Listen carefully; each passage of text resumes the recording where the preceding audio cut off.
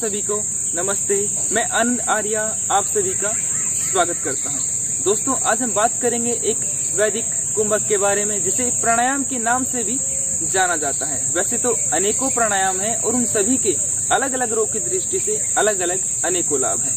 ये प्राणायाम इसलिए भी स्पेशल है क्योंकि इसका वर्णन ऋषियों के भी ऋषि महर्षि पतंजलि ने किया है। महर्षि पतंजलि ने योग दर्शन के अंदर 4 प्रकार के कुंभक का वर्णन किया है और उन्हीं में से सबसे फर्स्ट कुंभक के बारे में आज हम बात करेंगे। भाई, ये प्राणायाम मुख्यतः काम करता है हमारे शरीर के आधार पर, और जिसका आधार मजबूत होता है उसको कभी कोई हिला नहीं सकता है। तो हमारे शरीर का आधार क्या है? हमारे शरीर के आधार है हमारी सप्त धातुएं, जिनसे मिलकर हमारा पूरा शरीर बना हुआ है। और उन धातुओं के अंदर भी जो सर्वश्रेष्ठ धातुएं हैं, रज और वीर्य, ये उनकी रक्षा करता है, उनको इंक्रीज करता है। तो ऐसे जितने भी लोग हैं जो चाहते हैं कि मेरी स्ट्रेंथ, स्टेमिना और एनर्जी इंक्रीज हो जाए, मैं शारीरिक, मानसिक और आत्मिक रूप से दृढ़ बन जाऊं, शक्तिशाली बन जाऊं, वो सभी लोग भाई ये कुंभक का अभ्यास करें। या फिर ऐसे जितने भी लोग हैं जो फिजिकल वर्कआउट ज्यादा करते हैं, एडवांस योग की प्रैक्टिस करते हैं, जिम जाते हैं, खेती करते हैं, या अन्य जितनी भी फिजिकल वर्कआउट हैं जिनमें शारीरिक शक्ति ज्यादा लगती है, मानसिक शक्ति ज्यादा लगती है, वो इस कुंभक का अभ्यास करें। अब हम बात करते हैं कि भाई ये प्राणायाम को किस प्रकार से करना चाहिए, और साथ ही बात करेंगे श्वास प्रश्वास के बारे में, मूल बंध के बारे में, उड्डयन बंध के बारे में, जालांधर बंध के बारे में, और उन सभी मंत्रों के बारे में जो हमें यह कुंभक करते समय उच्चारण करने चाहिए, जिनके उच्चारण करने से इस कुंभक के लाभ और अधिक इंक्रीज हो जाते हैं। भाई, ये प्राणायाम का अभ्यास करने के लिए आप एक स्थिर और सुख पूर्वक आसन के अंदर बैठ जाइए। आपके घुटनों में दर्द ना हो, आपकी कमर में दर्द ना हो, आपकी कमर सीधी हो। दोनों हाथ घुटनों पर रखें आराम से, आंखों को बंद करें कोमलता से, और 2 से 3 लंबे गहरे श्वास भरें।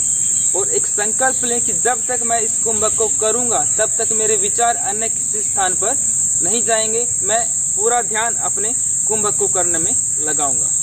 पहले हम जान लेते हैं कि इसको किस प्रकार से करना चाहिए। सबसे पहले हम श्वास भरेंगे एक लंबा गहरा, उसको जल्दी से नाक से बाहर निकालेंगे। बाहर निकालने के बाद सबसे पहले हम गुदा द्वार को ऊपर की तरफ खींचेंगे, जिसे हम मूलबंध बोलते हैं। फिर हम पेट को अंदर की तरफ खींचेंगे, पूरा कमर तक लगाने का प्रयास करेंगे, जिसे हम उड्डयन बंध बोलते हैं। फिर हम चिन को हल्का सा नीचे की तरफ करेंगे टच, जिसको हम जलांधर बंध बोलते हैं। तो ये हम काम मुख्य काम करेंगे।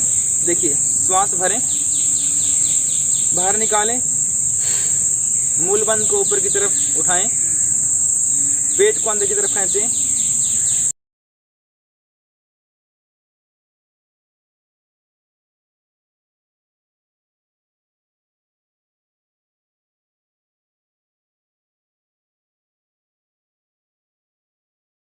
इस प्रकार से श्वास अंदर भरना है, बाहर निकालना है, गुदा द्वार को ऊपर की तरफ खींचना है, फिर पेट को, फिर चिन को। और तब तक आपको ये प्रक्रिया करनी है, तब तक रोक के रखना है जब तक आप यथासंभव, यथाशक्ति रोक सकते हैं। आपको अत्यधिक जोर नहीं लगाना है कि आपकी श्वास टूट रही है फिर भी आपने रोका हुआ है। तो जितनी सरलता के साथ आप कर सकते हैं उतनी सरलता के साथ ही करेंगे।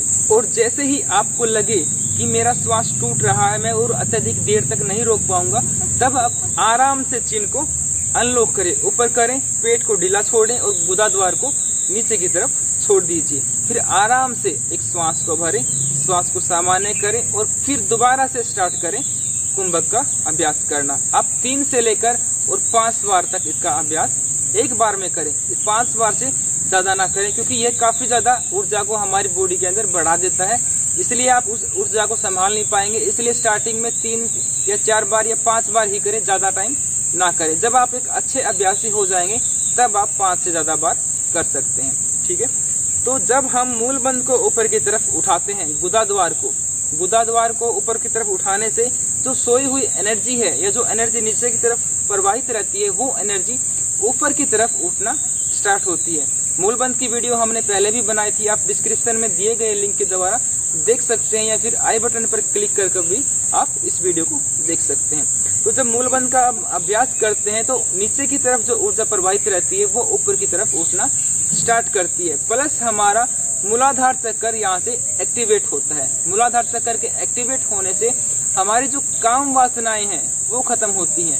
हमारे जो विचार हैं वो सात्विक बनते हैं, हमारे जो संस्कार हैं वो अच्छे बनते हैं।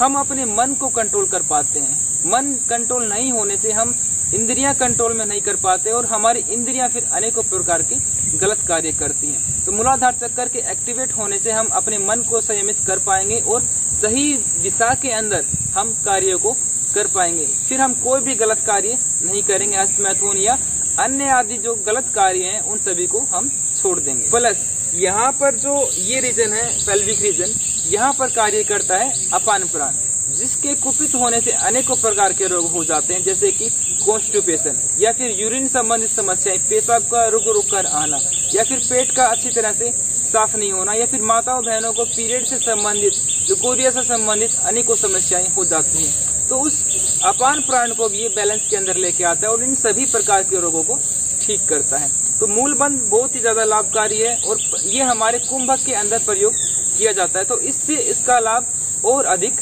बढ़ जाता है। उसके बाद हम लगाते हैं उड्डयन बंध। उड्डयन बंध के अंदर हम पेट को मैक्सिमम अंदर की तरफ खींचते हैं और कमर से लगाने का प्रयास करते हैं। जब हम ऐसा करते हैं तो पेट के अंदर यहाँ पर इस एरिया के अंदर वैक्यूम क्रिएट होता है और वैक्यूम क्रिएट होने से पूरी बॉडी का जो ब्लड फ्लो है वो पेट की तरफ आना स्टार्ट होता है और ब्लड के अंदर जितने भी न्यूट्रिएंट्स होते हैं वो पेट के सभी ऑर्गन्स को मिलना स्टार्ट होते हैं और उन ऑर्गन्स से संबंधित जितनी भी समस्याएं हैं, जितने भी रोग हैं, डिजीज हैं, वो सभी के सभी खत्म होना स्टार्ट होती हैं। प्लस यहाँ पर हमारा मणिपुर चक्र होता है। मणिपुर चक्र एक्टिवेट होता है और हमारी डाइजेशन सब पावर अच्छी बनती है। प्लस यहाँ पर जो मणिपुर चक्र एक्टिवेट होता है वो जो मूलबंध से एनर्जी ऊपर की तरफ उठ रही है उस एनर्जी को भी और एनर्जी देता है और वो एनर्जी ऐड होकर ऊपर की तरफ बढ़ना स्टार्ट होती है। फिर उसके बाद हम प्रयोग करते हैं जलांध्र बंध का।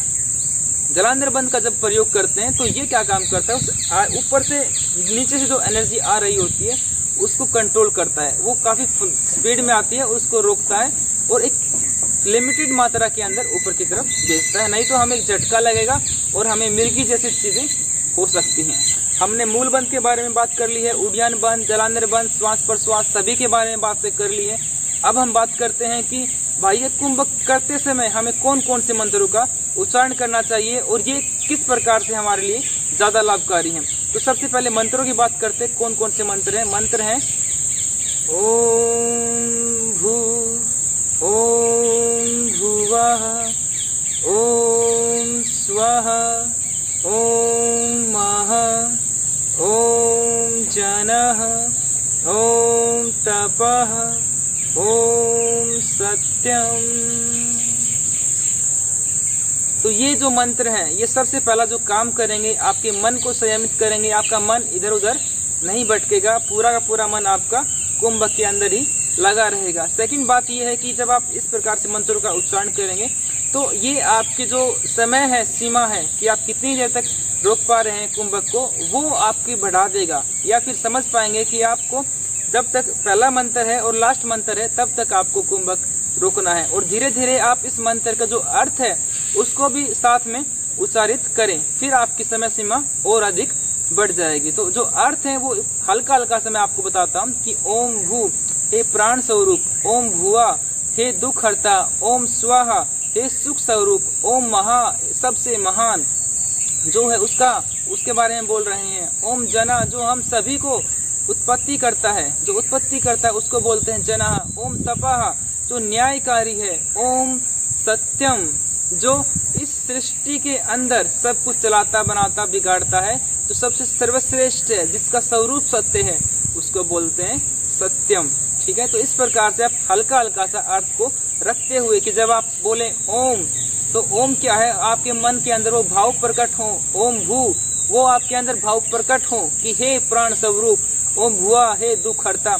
तो इस प्रकार से आप भाव को प्रकट करते हुए इस मंत्र का उच्चारण करें। तो ये आपके मन को संयमित करेंगे, आपकी समय सीमा को बढ़ा देंगे और जो शक्तियां हैं जब ऊपर की तरफ उठती हैं ये उनको कंट्रोल में लेके आएंगे, उनके अंदर एक और अत्यधिक क्षमता प्रकट कर देंगे, उनके अंदर भर देंगे और ये और अधिक हमारा जो कुंभ है वो और अधिक प्रभावशाली हो जाएगा। ठीक है, तो आप इस कुंभ का अभ्यास अवश्य ही करें, आपको अद्भुत और चमत्कारी लाभ प्राप्त होंगे। आज इस वीडियो में हम इतना ही रखते हैं। नेक्स्ट वीडियो में हम बात करेंगे महर्षि पतंजलि के द्वारा बताए गए सेकंड कुंभक के बारे में, जो इसी कुंभक की तरह बहुत ही ज्यादा इफेक्टिव है, प्रभावशाली है। तो चलिए मिलते हैं नेक्स्ट वीडियो में, तब तक सुखी रहें, स्वस्थ रहें। नमस्ते, धन्यवाद, जय हिंद, जय भारत।